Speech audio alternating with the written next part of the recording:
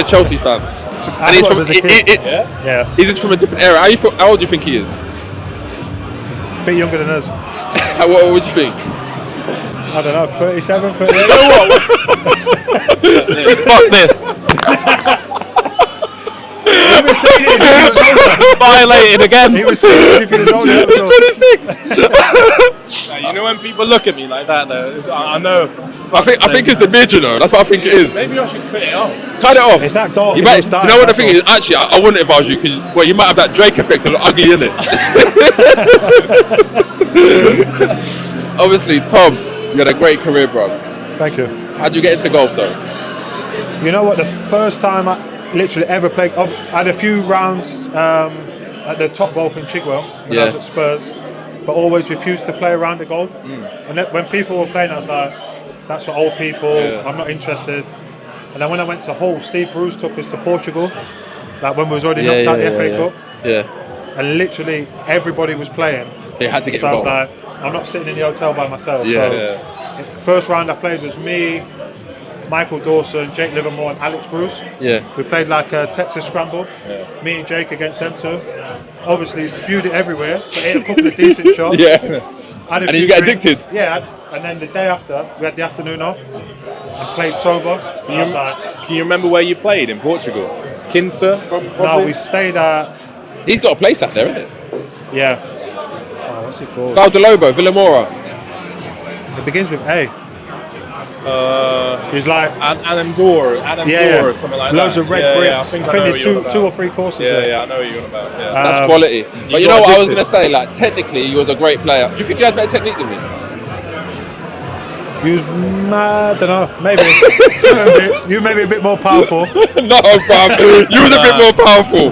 No, but you had great technique as a football player. Do you think that helped going into golf? And not for the first 2 years, it didn't. It's hard, isn't it? That's the thing. People don't understand how hard it is. Especially like when your class has been stronger. You think you've got to give it a bit more. Exactly. But then when you realise, obviously I've watched your two's YouTube show. And realised sort of less is more at times. That's what he always says to me. Once you realise, swing at 85%, find the middle of the club, and it's going to go further than if you're swinging out your skin. What was it like for you? Because when I started playing golf, my hips and my body was just stiff. I felt like I could, like when I see him play golf and he's getting his whole body around like that, and I was like, how are you doing that, man? Was you like that or was you cool? I always felt fine physically, but I was probably swinging way too hard and like a big out to in swing, so the slice was disgusting. Same here. That's what I was doing. What do you play off now?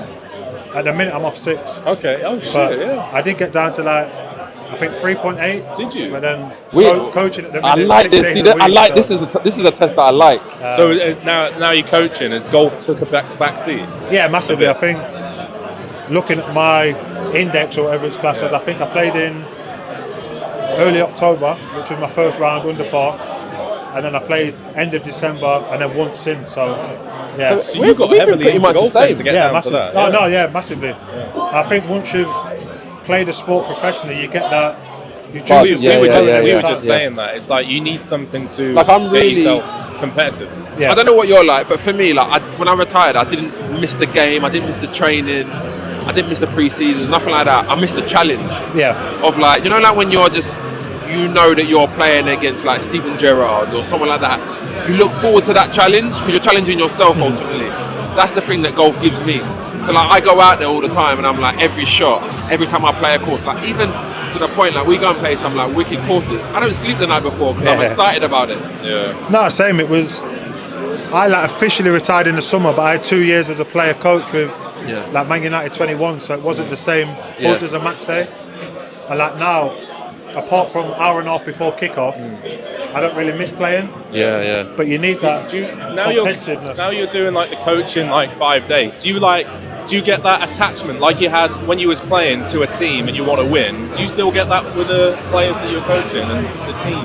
Do you still 100%. Get that like in the heart? Almost a little bit more. There's times when you're playing and you're a sub and you can't affect the game. That's like the worst feeling. I think once you're on the sideline as a coach or obviously the manager and you've worked on things during the week and then you see them come out on a Saturday afternoon, it gives you pleasure. Like a good feeling. But like obviously we came from a different era and obviously I'm not involved in coaching or nothing like that, and if I'm honest it's purely because I don't have the the patience. And it's not like because I'm not being disrespectful to the players in the current day, but I just don't have the patience in that respect. But I look at it, and now I speak about football and players like on TV. And the thing that always strikes me is that I feel like footballers now get things too easy, too fast. Whereas when we was coming up, we had to really earn a contract. No, 100%, and I feel like that's the bit where footballers sometimes can fall off a little bit now, because they earn so much money so quick, and then they lose that hunger. Yeah, I think that's one of the main things, especially at the top clubs, is to keep people hungry. But you see players who might play, I don't know, 10, 15 games in a season, by coincidence, for injuries or suspensions, and then the next contract they're demanding big money to be like one of the top 5 or 10 paid players at the club. Whereas, like you say, when we were coming through, it was a grind and it was a gradual step by step based on 20, 30, 40 games. But it has changed a lot. There's a lot of, we were just speaking about it over there, to be fair, a lot of roboticness in football now.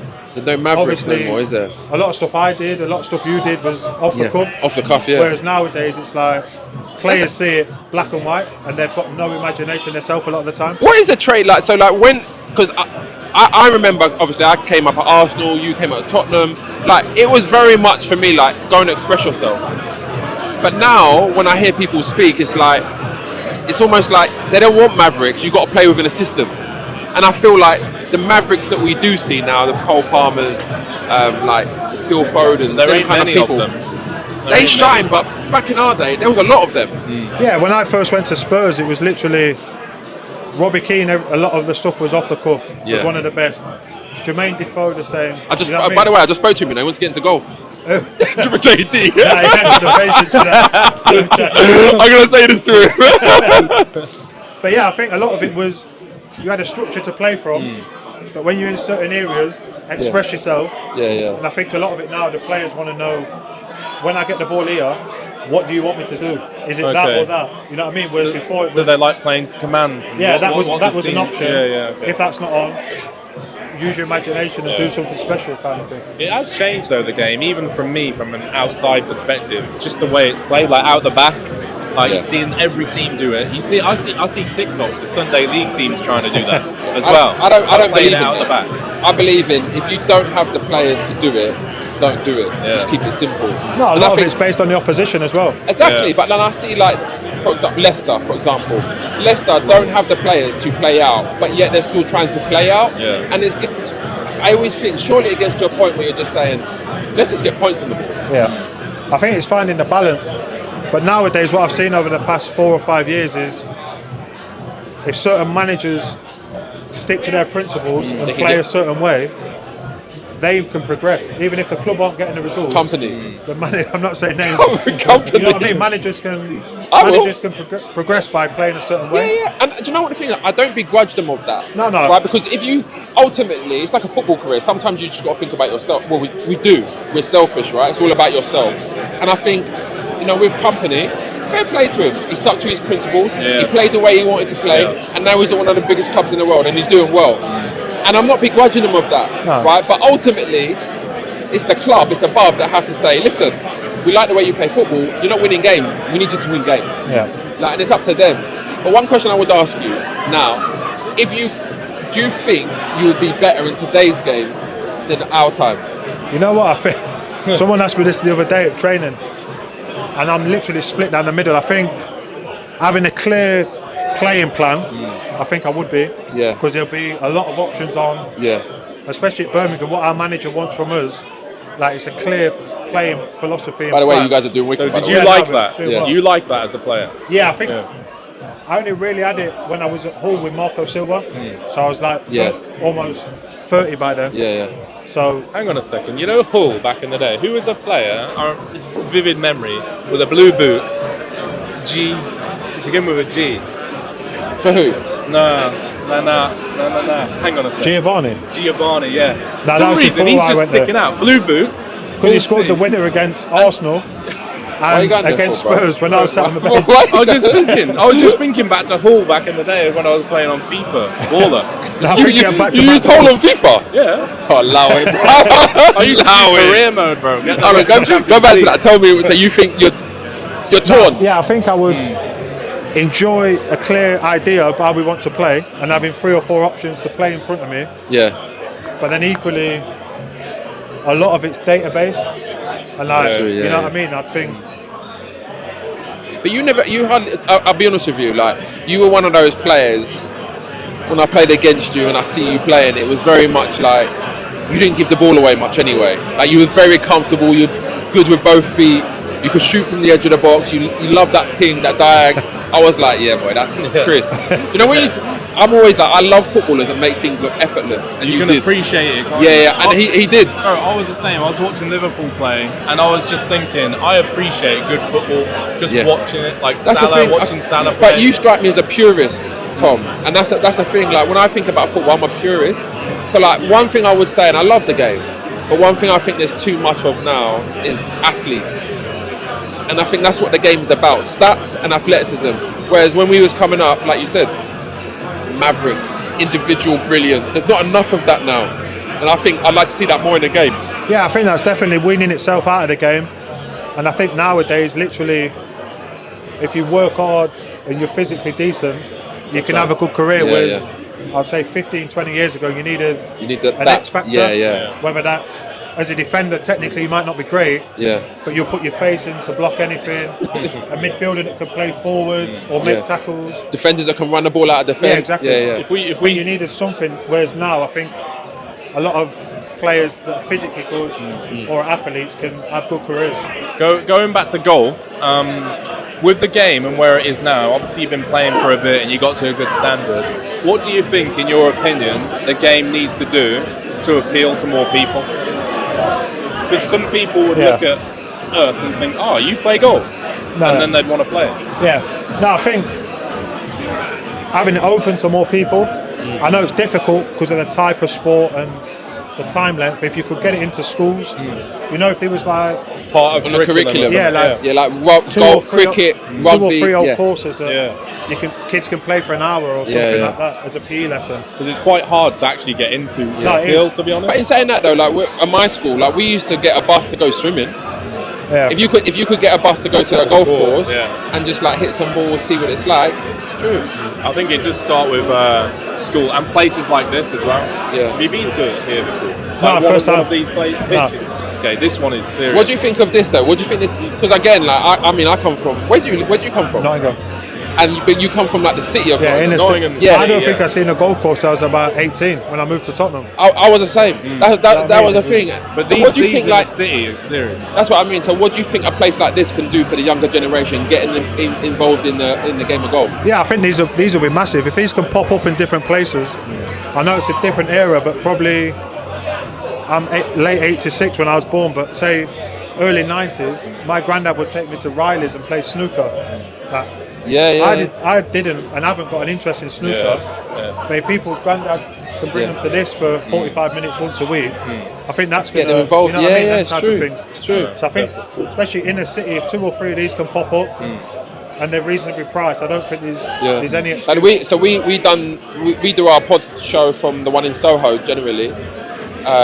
But then there's one in Dublin now. I think there's one in Manchester. Birmingham is opening. Yeah, Birmingham, and obviously this one here is the opening tonight.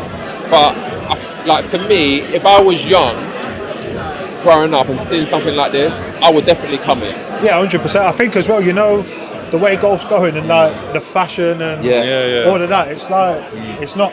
Well, even when I started playing, like you had to wear golf 7 or 8 years ago, it was like boring now. Very you go into the shop and it's like, excuse me, mate, can you take your hat off? But now I think it's a lot more relaxed. Yeah, now you can wear a hood in golf. The sporting brands are massively converting trainers into golf gear and stuff like that. I'm wearing golf gear today. I've got jackets and stuff because it looks casual now. No, exactly. And it's perfect.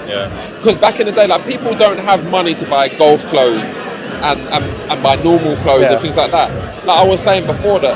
Like, I don't know about you, Tom, but I had one pair of trainers and I had football boots, and that had to last me a year.